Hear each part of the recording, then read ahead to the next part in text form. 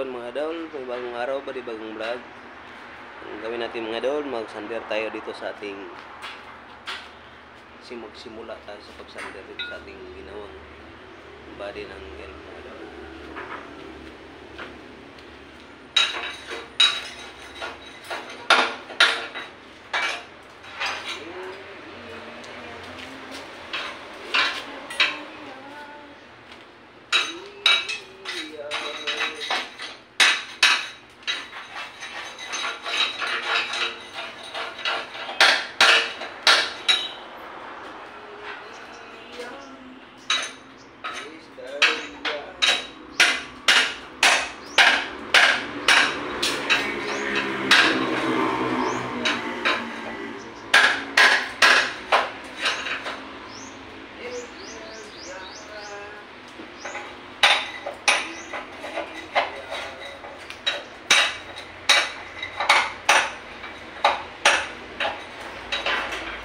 Pila po dili ko no.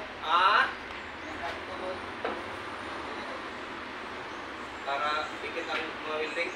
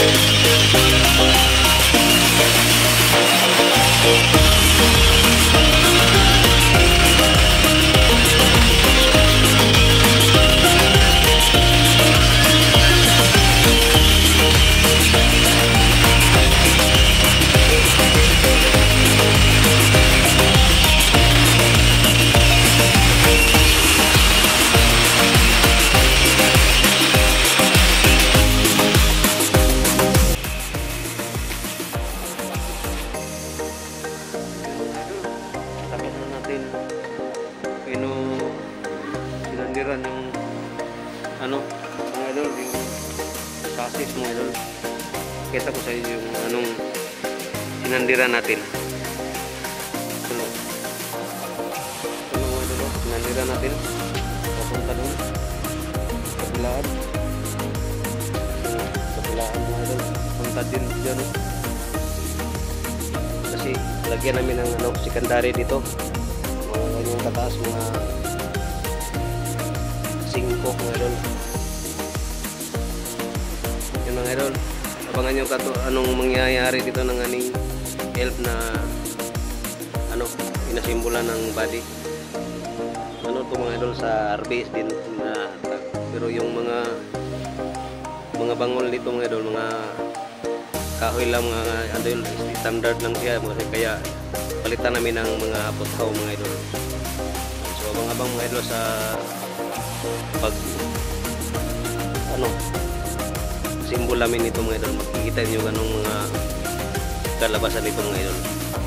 Yung mga ano niya, ibalik yung yan mga ano, mga siding niya mga idol, siding, balik yung yan.